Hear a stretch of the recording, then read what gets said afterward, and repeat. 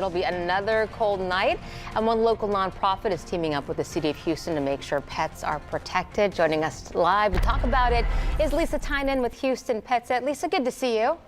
Hi, that was nice to see you guys. I see your cat behind you. She's always joining for the interview. I love it. She had to join this. She really wanted to make sure people understood how important this cold weather safety is. Perfect. We know that PetSet sponsored a doghouse distribution this afternoon at BARC. We saw that huge line of vehicles at the shelter, really showing the need out there.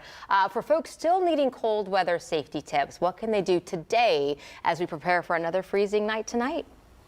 Yeah, we're learning with, the way that climate is going, that it's getting colder and colder here in Houston. And so we really have to be prepared for that. The most important thing we can tell you is bring your pets inside. If for any reason that's not possible to bring them inside your house, a garage will do. Anything is better than being left out in the cold. And if they have to stay outside, they must have access to shelter that protects them. That's dogs, cats, livestock have different rules, but they all need access to food and water. And we really want to make sure we're checking our pets' paws when they come inside, if they're walking on, any kind of chemicals that help melting with ice.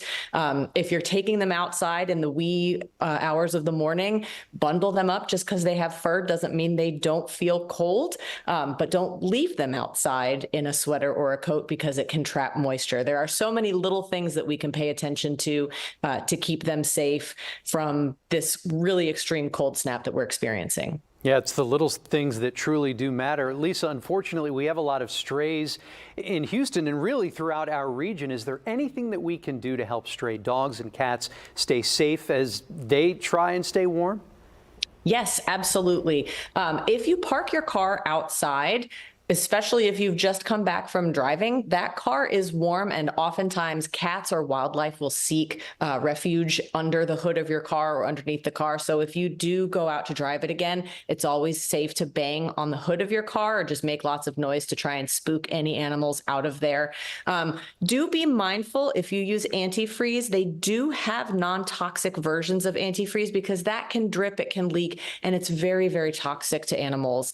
So if you're able to make that switch, that would be very helpful. And additionally, you can provide shelters. You can even just put down straw or some kind of bedding that doesn't soak up moisture. Actually, a couple of local organizations offer free feral cat little boxes that are insulated that they can go and sleep in. But if you're willing to provide just a little bit of refuge for a few nights, that goes a long way for those strays and occasionally wildlife as well. It really does. And the last question here is a two-parter, Lisa. If folks are watching and they still need some kind of protection for their animals, who do they turn to if they're in need? Also, it's the law in Texas to keep your pets safe in extreme temperatures, whether it's hot or cold. So what is that legal checklist? What are pet owners required to provide for their animals? Well, for the first question, Houston PetSet did distribute dog houses to several of the area municipal shelters. So reach out to your local shelter. I do believe BARC ran out of the ones that we gave them already. The line was basically around the block before they even opened up. But call your local shelter to see if they have any more to distribute. I do know Houston Humane Society was providing wire crates. So if you need to bring your pet inside, but they are not used to being inside, even putting them inside a wire kennel can help. So we recommend you reach out directly to your local shelter.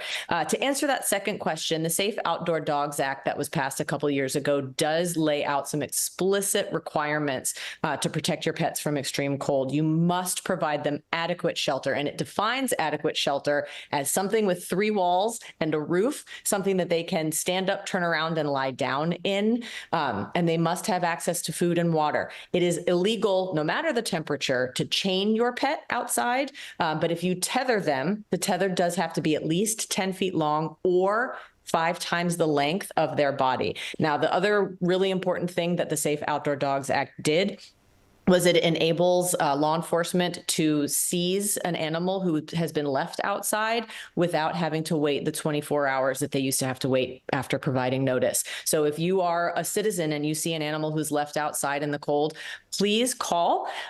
Don't call 911, but call your either non-emergency police line or the Cruelty Task Force, which is the 927 PAWS number. You can also call Harris County or BARC directly, or you can call the Houston SPCA's Animal Cruelty, and they will get to the call as soon as possible. It's going to be busy for them over the next few days, but look out for your neighbors.